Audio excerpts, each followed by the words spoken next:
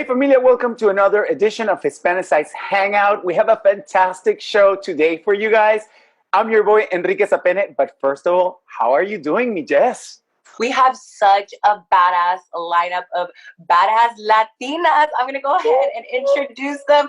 Shout out to Stacy de Armas, who's here from Nielsen, who's going to be dropping so much knowledge. También Jenny Lorenzo, who's an actor, influencer, content creator. I know y'all have seen her stuff. And of course, Kim Guerra, who is an activist, author, entrepreneur, overall brown, badass, and bonita. You feel me? Oh, yeah. Oh, yeah. And today we're going to have an incredible conversation because we're talking about the impact of COVID in the Latinx community and how we stay connected through media and through social media. We have something super cool because Stacy brought us some great factoids from the study from Nielsen's that is called the Cultural Connectivity Transform Study, which, by the way, is going to be available starting today, August 6th. So I want to welcome you all. Ladies, I'm surrounded by all these ladies. Bendito sea entre todas las mujeres. Hola, so good for you. Yes. How are you guys doing? Yeah. Tú sabes, in my PJs, coming here down, and I'm not sleeping well. This isn't coffee. I can't drink coffee. I have Crohn's. But I'm already TMI at the beginning of this. Can you tell me, like, the biggest Cuban ever? We just overshare everything. But we're getting accustomed to it. It's already, I haven't left the house in 5 months. I'm one of those like super quarantiners. And then we have earthquakes on top of that, right? So that's probably why you're not sleeping. So sorry, I'm one of those Floridians that's not scared of earthquakes.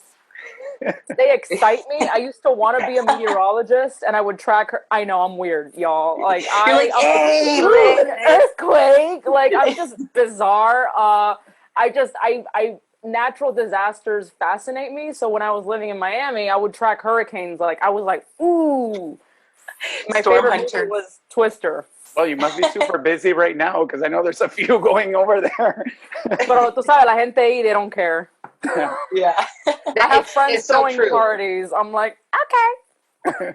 It's so true. My family all lives. I'm Cubana también. My family all lives in Miami, and I got a picture yesterday. Actually, I'm going to put it on Instagram. I haven't put it up yet. My grandma is 95 years old, and she's sitting on the beach in Surfside con un cafecito with her like little band and her sunnies, and it says, "The clouds are gone." And she sent me this picture, and I was like, "Sorry, I'm like, that's what I expect from her. That's exactly what I expect." And next to Publi, that's the next place she's going. See what's left. This week, y tengo miedo. Yo sí tengo miedo. Of what? Of hurricanes? Yes, girl. I don't even know what that is. But apparently, it's like it's just passed over. It dissipated. Okay. Oh my God. Apparently we're good. We're good. My family's over there too. Yo soy venezolano, but my family, Venezuelans all ran over to Florida and they're all over there and they're safe. They're good right now. So, all the Cubanos in Venezuela. They're all over there. But Stacey, you have some incredible facts that I can't wait to hear. I will give you just a few of the top ones, and I think we all already know this, but the reason we're sharing all this data is because we want the community and we want brands and want others to know a little bit more about how we operate. So obviously, we are really a tight-knit community, right? Latinos, we run together, we build, we grow together, we network together. And as a result of COVID, we saw some really interesting things happen, not just with our community, but broadly.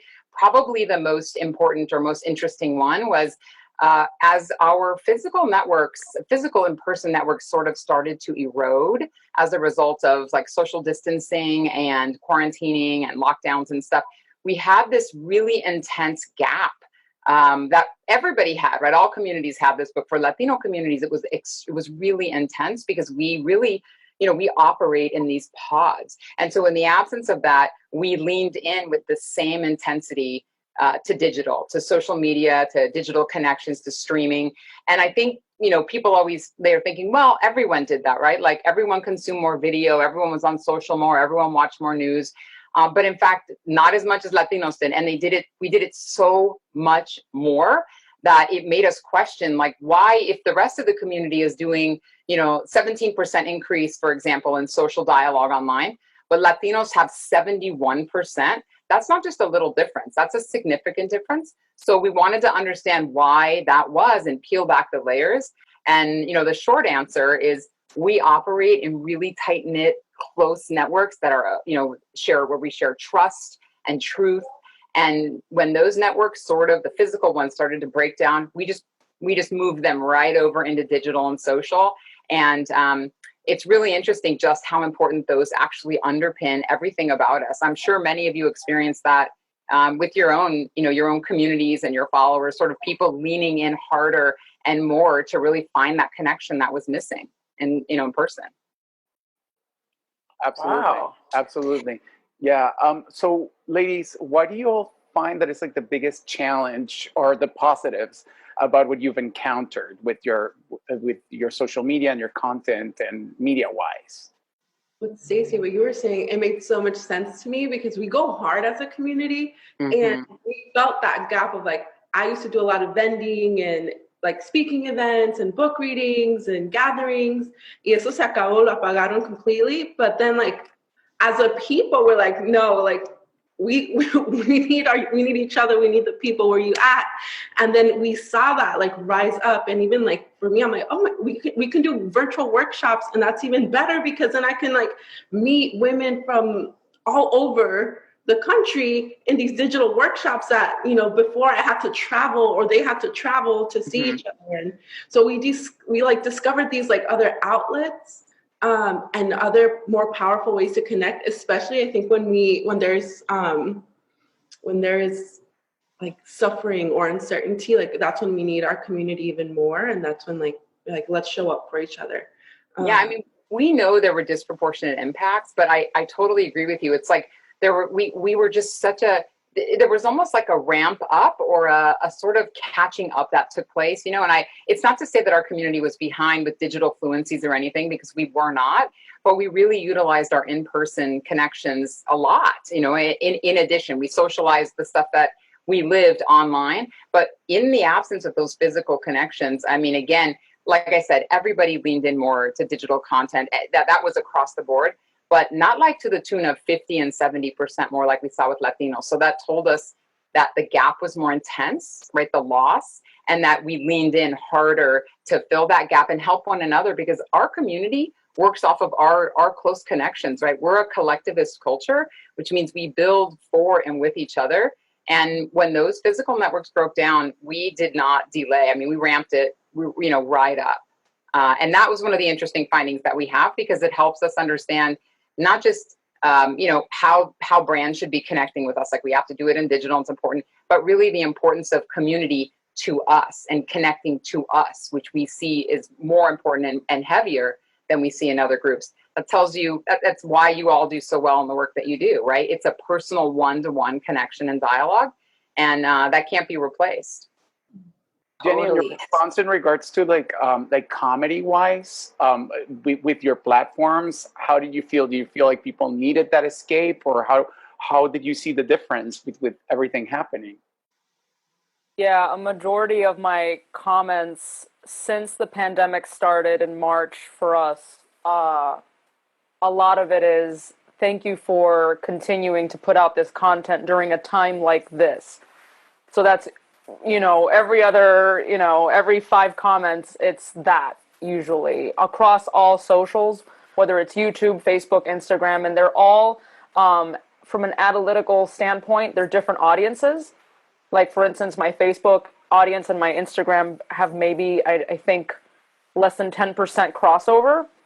So completely different audiences, and across the board, they're all saying the same thing. Like, thank you for your comedy. I'm so grateful. We need to laugh more than ever. You helped me get through COVID. Some people who actually went through having COVID or lost someone due to COVID, they have been turning to my videos for just an escape. So it feels you have more responsibility as a comedian, and I know that it's the arts, tend to be ignored a lot in society. Pre-pandemic, people just, you see it in schools, they defund the arts all the time. It's all about sports, but not the arts. when I lived in Miami, our theater company, I was part of a professional theater company, and we went down because of grants. We didn't have, it was always like begging for people to support the arts. And so I hope, if anything, for artists struggling right now, that society relearns to appreciate art, because it's an escape, and it's a much needed escape. Yeah, totally. And like, ladies, on a personal level, like, what's your experience been related to content viewing and preferred platforms that people are using right now during this pandemic? Like, I mean, I guess ranging from younger to older, like, do you feel like their habits are the same? Are they different? I guess I'll start with you, Kim. Yeah, yes, I think the art is what has carried us through. And you see that on the streets in activism, but you also see that in social media. Like, you see that with the Black Lives Matter movement rising, and like social justice movements rising up during this pandemic. We turned a lot to media, not only to escape, but also to organize, to inform, to educate, and to connect with each other. And so many things happened externally because we organized on social media through TikToks. Like, and I love, like, TikTok does a beautiful job. You can have like the BLM, like, let's organize protests. Now we're going to do this. We're going to do this, like, action socially, like Twitter actions, voting, petition, registration, but also they're teaching you chants, and also you're like learning new dances and escaping through that way. And people are so creative and so hilarious that I think that has definitely increased our social media consumption. Is just like, because we need that connectivity, but also for me, like, to organize and to stay informed and what's happening. Yeah. Social justice was a huge theme. I mean, at least for the work that we looked at, we noticed, and it was, really remarkable, just as a Latina myself, to watch how our community really embraced, all the social justice dialogue that was taking place. I mean, we know, within our own community, we have our own challenges, right? We have colorism. We all know that we face our own challenges within our community. But I feel like not only did it shine a light on that for us, but it gave us a chance to really lock arms with our Black brothers and sisters through the social justice dialogue, and really like align and stand with and by, our Black brothers and sisters for this, and just dive in. We know we have our own challenges. We were part of it, and we saw that all over social.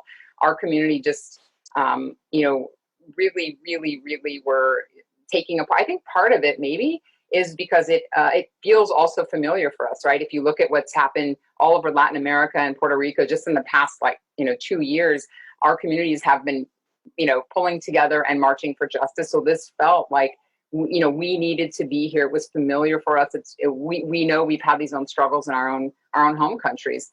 So it was really interesting for us to take a look at the data and just how much Latinos leaned into social for everything. For news, like 57% more likely to go to social for news. And we know it's not just like news providers. It was content developers like you guys, who were giving us tips, how to handle, how to cope, entertaining, educating, informing, like you said, Kim.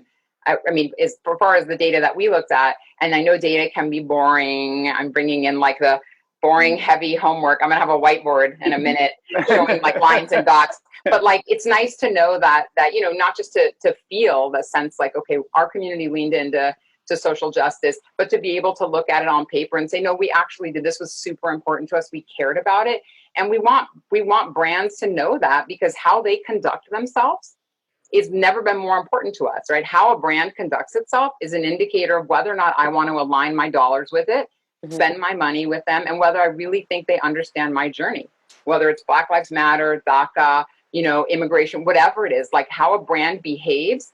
I mean, there's other examples, right? How a brand behaves is going to be a bellwether as to whether or not I'm gonna align myself with their, with their products.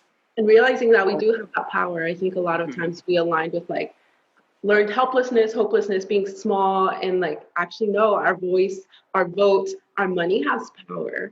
And we're stepping into it more and more. And I think with media, where this younger generation is realizing that, like, actually, I'm about to vote, I'm about to register, and my parents did not have those rights and privileges, but I do. And there's so much power, and we see that cultural shift And you're seeing it in the data, which is important. It's not boring. It's necessary for us to be informed, to have these facts, because like I think a lot of like the general population and bigger brands and companies and stuff, that's what they look at. And it's amazing to be able to provide that. Be like, you know what, actually, let me fact check you real quick because these are my people. Yeah, I feel I the want them to look at- participation. Yeah, sorry. I'm sorry. But no, go ahead, Stacey, please. I was saying I want brands to look at influencers that way too, right? Because for our community is significantly younger than any other. We're the youngest ethnic minority group in the U.S. Period, right? And the sentence. And so we adapt and absorb content and messaging differently. And it doesn't mean just because we're younger, like, oh, we have to look to social. It's about the dialogue that takes place on social and how meaningful that is, right? How much that connects. And for our community, it's not just younger Latinos consume more social. I feel like that is just not the right nuanced look. It's that social brings our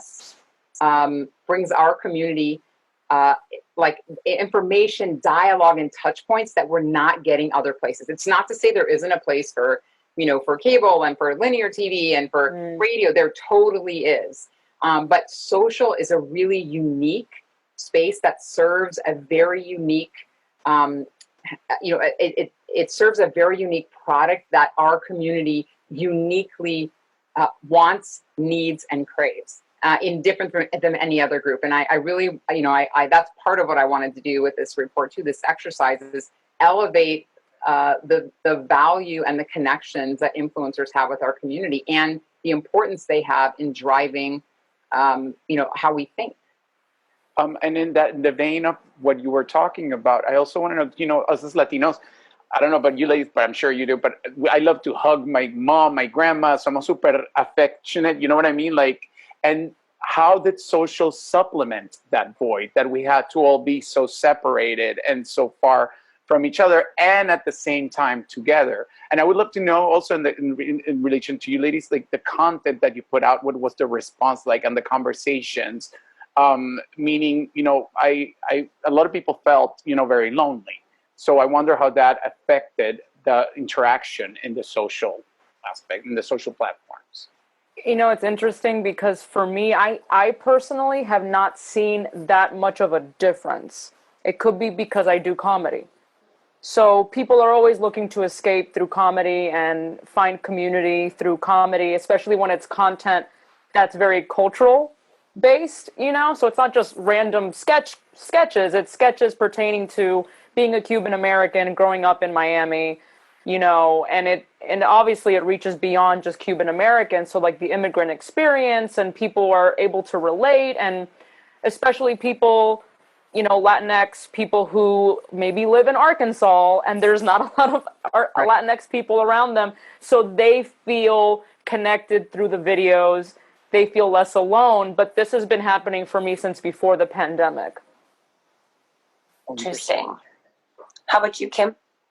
I definitely would write about the loneliness that I experienced and create space for that. And the workshops that I would hold, that's when people got a little bit deeper about their own unique experiences, whether they have family members with COVID or, undocumented parents that had no job opportunities. So we got to, realize how it had this ripple effect on every single community and every single person. And I think having, not having that access to our moms and tias and abuelitas or the carne asadas, the gatherings that we're so used to having, I felt that as a community. And I think for me, some of the things that I wrote about, I would just I write more about our ancestors, but also our generations. And I wrote poems about mommy, and I realized a lot of people were buying cards, the mommy cards. I'm like, oh my gosh, people are missing their mamas, and let's get them.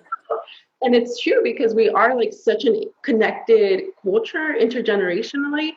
I realized myself, I would FaceTime a lot more or be extra intentional about communicating. And using Zoom for the first time. I don't know about you guys, but this was for my family. Yeah.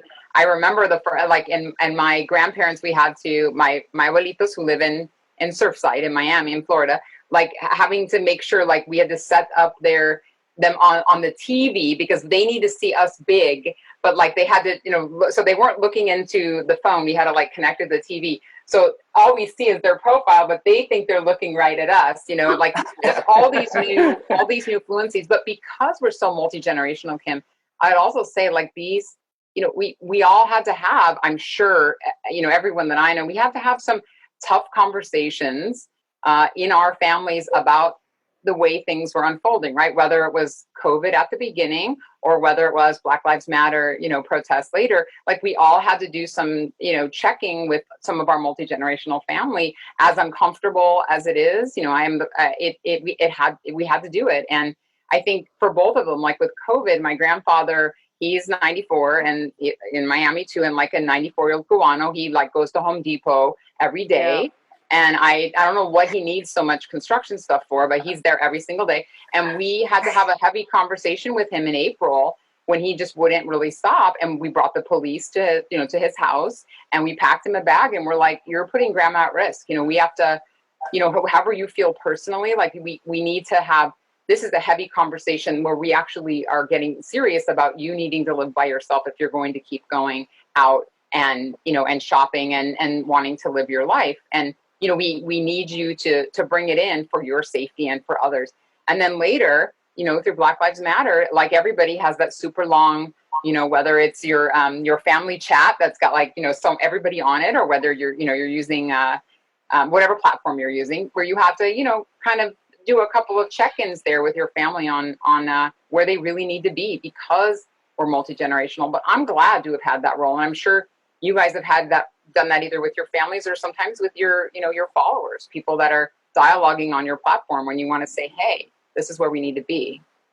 Yeah, 100%. Totally. And that's so interesting because I think right now more than ever, even with my own, followers, I've noticed that the conversations have just completely shifted. I mean, like, let's think back 2 years ago, talking about anything politics related was so taboo. People would not do it. People on social media would not do it just because, like, it might turn off brands, and brands really wanted people to stay neutral. Now it's completely shifted in the sense that, okay, if you're not talking about it even a little bit, you're not posting here and there even a little bit, people will come for you. Brands are now getting shut down. Now everybody's like getting exposed kind of like left and right to a certain extent. I mean, everything has just completely shifted. So ladies, in your opinion, like what have been the top issues people have been bringing up in your DMs, in your comments? Have people, like what has essentially changed with the climate that you guys have seen on social media in regards to the conversations being had and the demands that your own followers are giving you? Because even with my followers, people are demanding, okay,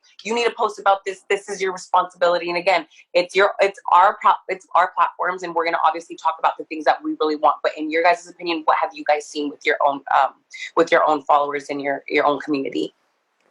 So I can definitely speak to this. It wasn't a positive experience, and I knew it.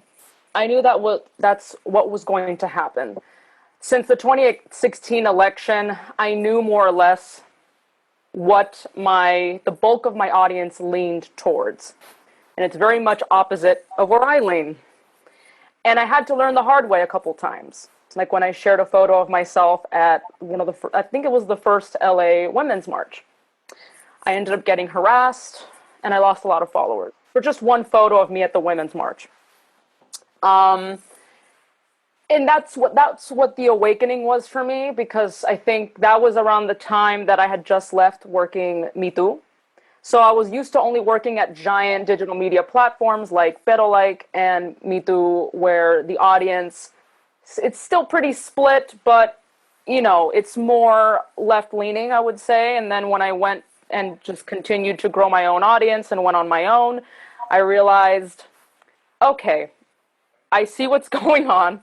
And so I knew that when I spoke up about Black Lives Matter, that I wasn't going to get positive feedback. Right. There was a lot of harassment. There was a lot of, it got to the point that it severely affected my mental health, and I had to turn off my DMs. I'm not proud of it, but I do suffer from severe anxiety, and I have Crohn's disease. So there comes a point that you have to just unplug for a second. So it was one of the hardest months but I didn't want to stay quiet because I care so deeply about this, and who am I? Like, what good am I going to do if I stay quiet? But it was I wish it was a more positive experience. Of course, I did then connect with people who were on the side of Black Lives Matter. And this goes beyond Black Lives Matter, including trans lives and LGBT, like any of these humanitarian issues that mean a lot to me, unfortunately, has the tendency to go against the grain of what my audience wants. My audience tends to be very shut up monkey and play the symbols. Yeah. And I've gotten that many times. I had one woman write me an essay like this big on my Facebook page, like, you should be ashamed of yourself. This is a comedy page. I come here to escape, and now you're turning political. And that's where I'm at. Yeah. Especially as a white passing Latina. Yeah. And then there's a lot of white passing Cubans. And so then I had to kind of explain. I put a post up about dear white Cubans, and that obviously did also not go very well. It went well with me. I saw it. I loved it. I shared it Here with I go. all my white presenting Cubanas, including my daughter. I loved it, but I hear you. That's tough. That's very tough. I also feel like it's interesting. For example, a lot of like with family and friends, their reaction was kind of like, "Ay, qué dramáticos!" Like about like, for example, when you're talking about trans lives and or like gender, like how people identify, and how now we're trying to be as sensitive as possible and like really calling everybody by their how they feel, how they identify and everything. And I got a lot of like. Ay, pero qué importa? Like it's like, you know what I mean? Like it's just like you're being too dramatic about it. And it was like getting into that conversation of like, no, this is a matter of like, how you address somebody and how they identify. It's really important. Sobre todo with like older generations that are having the hardest time transitioning into it. And that, because there's so much content out there, and particularly with everything that happened with the Black Lives Matter and the trans lives, it was everywhere, and people like my grandma were looking at me like, "Explícame esto. What's happening?" And they don't want to offend anybody, and they just didn't know how to like, take the information in and how to process it and apply it. So that was to me a big challenge. Yeah. It's a big What about you, Kim? Yeah, it's a big part of what we like. Where it starts, I always say like start at home with your family, and like. With your tias chismosas and your racist grandma, like that's where we need to start, and in a loving way, because like that's where we have that connection, we have that relationship, and we have that ability to have conversation. Like you can't unfollow your grandma. I mean, sometimes you can, but like at home, you're still going to be blood and sharing meals post COVID. But yeah, on social media, I think that's a big part of my platform has been talking about this and being an ally not only to our Black brothers and sisters, undocumented community, LGBTQ, the indigenous community, and I think this just brought it up even more. Where now I have kind of like I have like Trump people trying to come at me in my comments. I was like, oh, come here, like I'm ready. I don't have to. I'm not scared of you, and. I think those conversations need to happen. And one of the biggest things, even like women to women, like I posted like this like thing about being sexy and means being powerful. And this one lady was like, no, like you should be ashamed. And like not being ashamed and not being scared to call people accountable. And like, I'm not going to tolerate your racism. I'm not going to tolerate your homophobia. I'm not going to tolerate your transphobia, because we have this platform. Like it's our responsibility to kind of like pave way in certain ways. And with whatever privilege we have, like I'm pretty light skinned too. And like knowing that is a privilege in itself and a responsibility of like, I've like benefited a lot from this, but also like, what can I use my privilege for? Right. And how can I use this for the people and like to advocate and to amplify and to make space, and also to call my community accountable, like to call my people, like that's not okay. And we have had this be okay for way too long. And we've stayed quiet, turned away, calladito, like no more. Like, and especially like the other generations, like that are like now they have to look because it's everywhere. Absolutely. I love that. And actually, Stacey, I have a question. Like, I mean, obviously these ladies are content creators, so they're seeing this firsthand online. How about brands? Have you been looking at the data, and have you seen a shift in brands as well? I mean, obviously now brands are being demanded to also, to a certain extent, get political and be vocal and stand for something. Do you see that shift as well in brands and that data? Absolutely. I mean, we've been tracking it for a while, but in a really short period of time, we have seen brand conduct become one of the most important things that people look at when they align their dollars, right? Do they want to buy something? They want to put their money behind something based on how a brand behaves.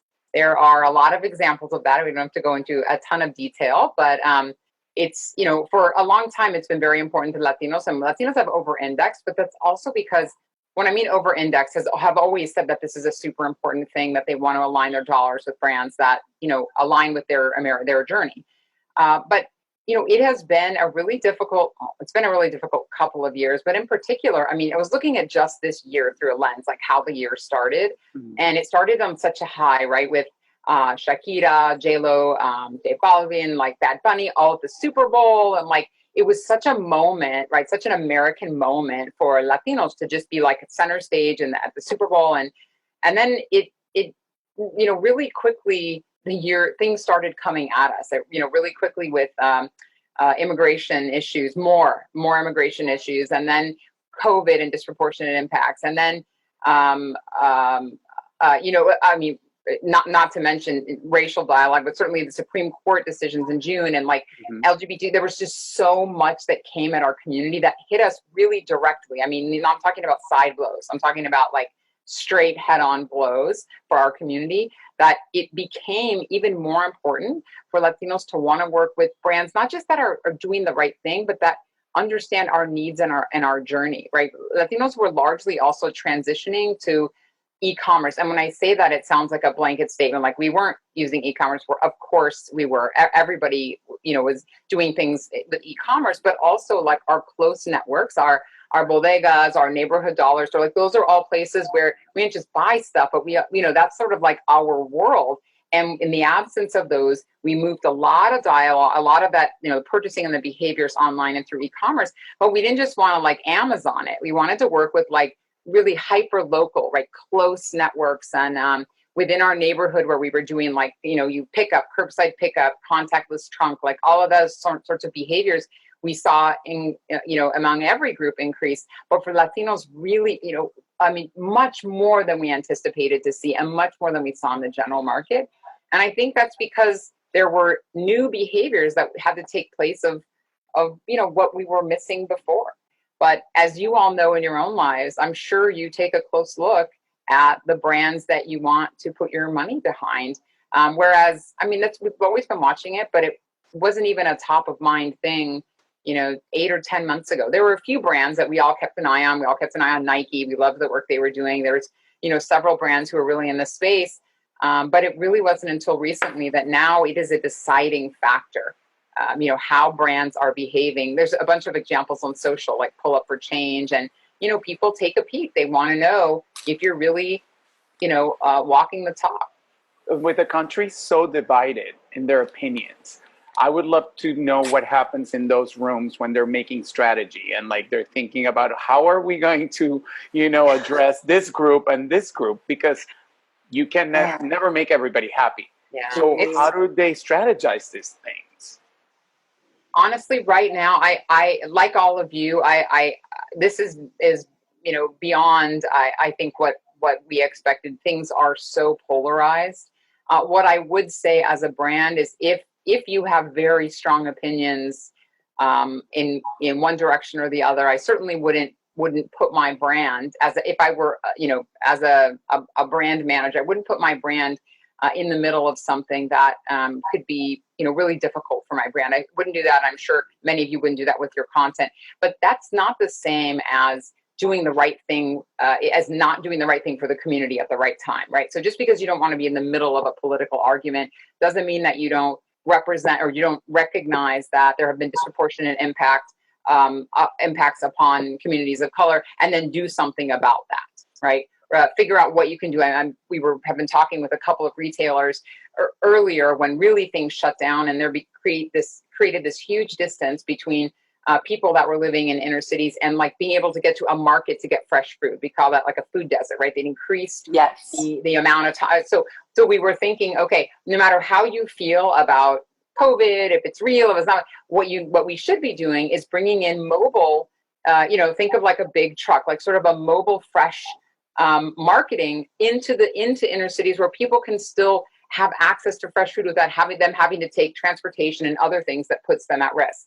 So those are the types of solutions that brands should do, rather than thinking about, further dividing or standing on one side or the other. It's about how do we best serve the community in this circumstance, understanding the community's impacts. And in that way, you're doing the right thing for the community without having to put, a line in the sand. At the same time, I certainly appreciate brands that have done that. It lets me know better, where the brand stands with me when they have a statement on how they feel about something. And I think it's the right place for brands to be. Absolutely. And actually, that's so interesting you talk about the food deserts and stuff, because underlying health conditions, right now is like a big reason why COVID is hitting us. And yeah, our community is being extremely hit hard by this. So I guess what I'm trying to ask is, right now, how do we continue to make our voices be heard? Obviously, social media is so powerful. We want something to go viral, we make it go viral. Okay, a street vendor got, maybe assaulted. We'll make that person go viral. We will raise $30,000. Like, we have so much power. So even you ladies as content creators and influencers, what do you guys think the solutions are to continue making sure that our cries for help are being heard, even as far as like the White House? Continuing to stay in touch with what our community needs, and what are the things that we are at a disadvantage in. And again, like you said, like street vendors, like the undocumented community, there is no stimulus check. There is no health coverage there. And they are big part of our community are the essential workers. So not only underlying condition, it's they're in the front lines every day. They're the ones that are out there checking people out at the stores. My brother works at Costco.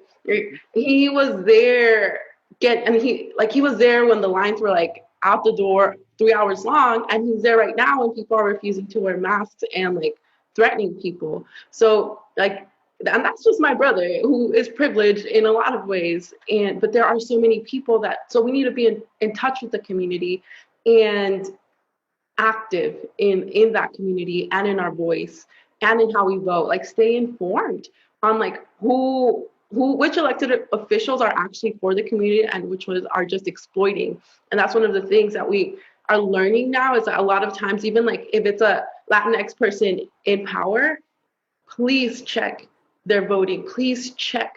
Jackie Lacey, she needs to go. But a lot of people would not even know that if they didn't take the time. And now that's part of I think one of the big things I've been feeling is to stay informed, but also to pass on that information to my community, to see who we're voting for and who we are electing and who is actually fighting for the rights of our people, because not everyone is, and we need that voice and representation, especially in the White House in policies. Absolutely. And I think in the vein of what you were talking about, to also highlight the fact that Latinos were a big part of the essential workers, and what they're being affected, so highly. The numbers are, I believe, 2 to 3, with Latinos involved as essential workers. Do you think that's being addressed enough? We're having those conversations? Not No. By anybody, by brands, are we giving them the space that they need? And how can we get that message out there even more? I was going to add one of the things. So we did look at that data. It's actually not in our report, but I posted subsequently on it in other platforms. We took a look at the distribution of jobs, just where Latinos work, right? And we all know that Latinos are more in the service industry. And by the way, Kim, my son also works as a high-risk worker. He works at a grocery store, and he is incredibly privileged, yes, but he's 16 years old. It's his first job, but I think it's important for him to be out there and be contributing and doing something and seeing, this is, I want him doing this, and I'm proud of him, even though it brings us risk and it's scary for us. And the community that he works with, he sees, sort of all of the differences. And I think it's been of great value, however difficult it's been. But when you look at the distribution of Latinos and their jobs, it really helps you understand why there's been a disproportionate impact, right? It's of course, there are differences in access to health, but a lot of that is related to job segment, right? If you're more likely to be employed in a service industry or in forestry, agriculture, some of those jobs just don't come with healthcare, number one. And number two, some of those jobs didn't have, there's no work from home, but B, they didn't even really sort of pause like they did in restaurant work. People still needed to continue to go to work, which automatically increased the risk. But, I do think we need to keep addressing it and thinking about it. One of the challenges, I'll just tell you, speaking of brands, and then I had a question for Jenny, but every time I go on a website or I go to purchase something, I see they have, discounts for healthcare workers, essential workers healthcare. And I think that's great. But I'm like, what about all of the other essential workers that they can't be, they're not in healthcare. They're not a doctor or a nurse who, I'm not, I don't know, pay scale or whatever, but I think of like all the other essential workers that are working at grocery stores, that are in construction, that are in, agriculture or first line meat packing, whatever, like they need tennis shoes too. Why is there not, why I feel like that, to me, I feel like we're further driving a wedge when we have other essential workers that also need, whatever the discount is or the benefit that's being provided, just because they're not a physician. And it's no disrespect to any group. I'm grateful for every single first line worker, and I'm doing the work, God's work. I mean, physicians, unbelievable. But I feel like when you say what else can brands do, I really think taking a step back and looking overall at the communities that are being impacted and what can be done. And separately, I wanted to ask, Jenny a question as we're talking about how your content has developed or changed as a result. I think it's really important that sometimes it doesn't change, right? Latinos need a reprieve. We need to go back to the content that is just, we saw this in the data that we looked at. Everybody tuned way, way, way into news, and then they kind of dropped out because it was like a little bit of fatigue and craving a return to normalcy and the content that brought us back to, what was meaningful or just a chance to escape and to cope. And, I'm hopeful that we both of these dialogues really survive, this time period, because it's important to be activists, to know what we're doing, to know what's important, to know your value and your worth, and know how to do something about that. But it's also important to have a place to go that, you can take a mental break, right? And you can enjoy content that's still meaningful and relevant and touches you, that isn't necessarily, all about some of the challenges that our community faces. Yeah. I mean, my content has and hasn't been the same. So for me, I like to utilize comedy as a secret way to educate people. I'm constantly, since my BuzzFeed days with Beto Like and everything, I read almost all the comments. I dive right into the good, bad, and the ugly. Fun. So I kind of have seen it all, and for me, what's been very successful is, again, using comedy as a way to educate, but they don't know they're being educated. Mm-hmm. My audience in specific is very much against being beat over the head about something. And they also, and then when talking about certain like Latinx television shows on air and stuff, like I'll kind of go into those forums and they'll be like, I don't like it. They were being too political. And I'm like, okay, And now, I don't know if some of you know this show, but I always talk about this show. It's called Que Pasa USA. It was a PBS show. Oh my God. Yes. Yes. If you rewatch, and if you rewatch the show, they were ahead of their time. They touched upon LGBTQ issues, machismo, women in the workplace, races, like all of that. but they did I have it in the a legit way. chills. And for anyone that hasn't, say it again, because I have the chills. That is the best ever. Say Yes. what again? The name of the show for everybody to know. Que pasa, USA? That's right. And it's I'll sing the theme song and everything. outfits alone. For the outfits alone, I suggest you check it out. Like the prom episode alone, okay? But Yes. It's such a good episode. I mean, a show, 5 seasons, and it's PBS, by the way. PBS. PBS. It was PBS, and I spoke to the creator of the show a couple years ago over the phone, Luis Santeiro, and he's like, Jenny, honestly, the reason why I was able to get away with all of this authenticity and the bilingualness of it all and the Spanglish was because it was a PBS show. When he tried to shop other Latinx TV shows after the fact to Hollywood, guess what happened? The same stuff that's happening to me today. Too Latino. I was just told that, by the way, by a network, that my stuff was too Latino. So we're still in this mess, right? And so, but it makes total sense because he didn't have like Hollywood execs breathing down, the back of his neck. He was able to make whatever decisions he wanted, which is why it's one of the most authentic Latinx shows I've ever seen in my life. And also, they touched upon all of these topics that are still relevant today, but it was done in a way that didn't make you feel like you were being preached to. Right. And again, every audience is different. My audience does not like that approach. If I release a video talking about white privilege, they're going to leave. They're going to be like, what is this? I want to laugh. So what do? It's like a parent tricking their kids to eating healthy food with like a muñequito on the cover. I'm like, look, muñequito. So it's the truth. I mean, you got to do that. So in some of my videos, off the bat, I had a couple coronavirus themed videos, a lot of mask wearing, which, as you know, has also been politicized, right? And social distancing. So, like, I just released a video in partnership with FIU, Florida International University, for their summer commencement. That was just yesterday. And when I was writing out the sketch, I was like, you know what? I'm going to have Flor and Benito, which is one of my characters, and my husband playing Benito.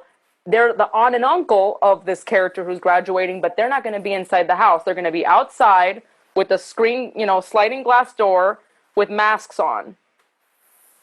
That is a way of me just slipping in the message of like, this is how you should be celebrating a graduation, not in a freaking party together where you're not social distancing if you don't live in the same household. So, and I did a lot of FaceTime, a lot of Zoom family sketches. For me, that was my way of like, and then slowly but surely, it's tough now because of the pandemic, but with BLM, I've already been talking. This has been in the works for a while now, but, it's so much going on. But I want to be able to educate on matters of trans rights and LGBTQ rights and Black Lives Matter and all that without blatantly saying it, if that makes sense. It will be through the characters and their situations and their relationships to each other. Great stories where they just happen to be Yes.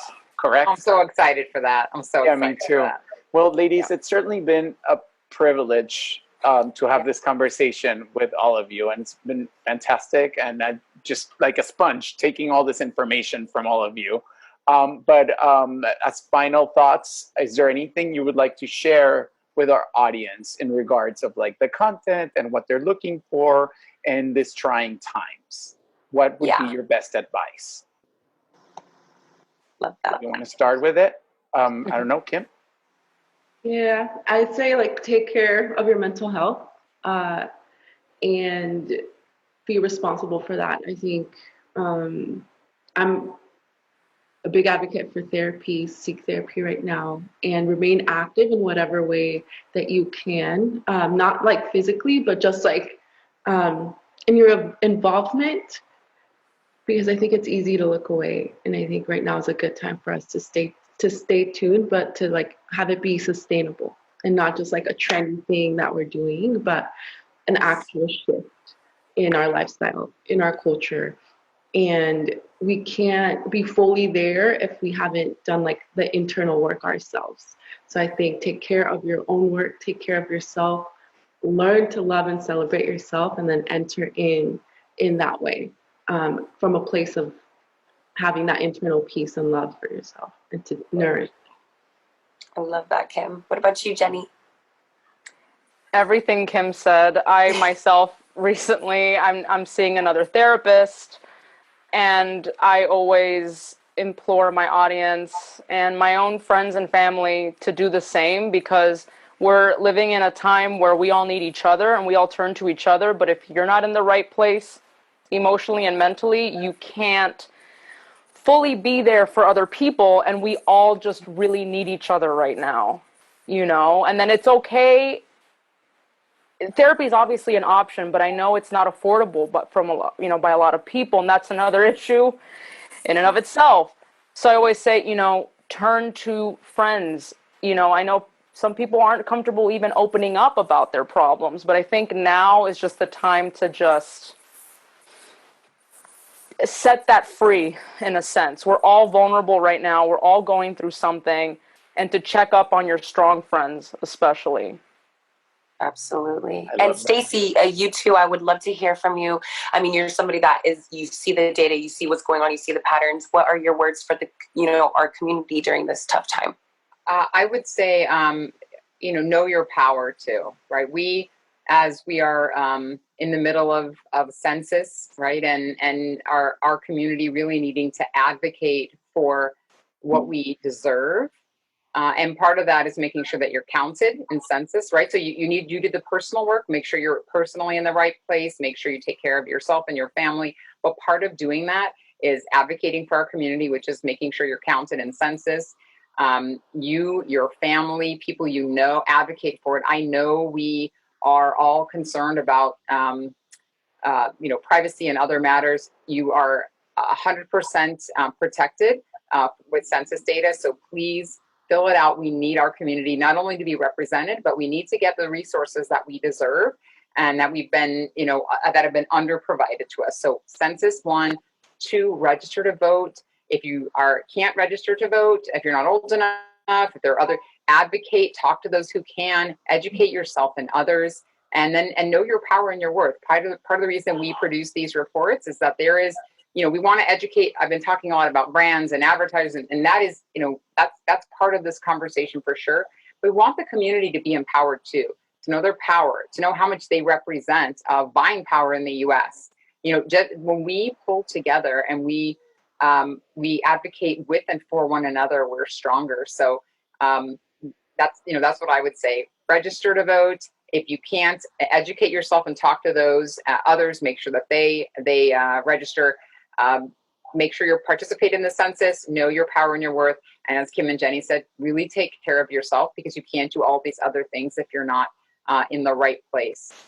And Absolutely. the good news is that this conversation doesn't have to end here, because the Nielsen Cultural Connectivity Transform Study is available today. So you can take a look at it and share it with your friends, your family. You can keep the ball rolling with this conversation, so it doesn't end here.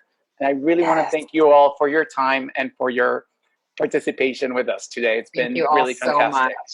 So much. Thank you all. ladies. Pleasure. Yes. Okay, screenshot. Thanks, guys. Nos vemos pronto otra vez. Besos a todas. Adios. Bye, Bye. everybody. Take care.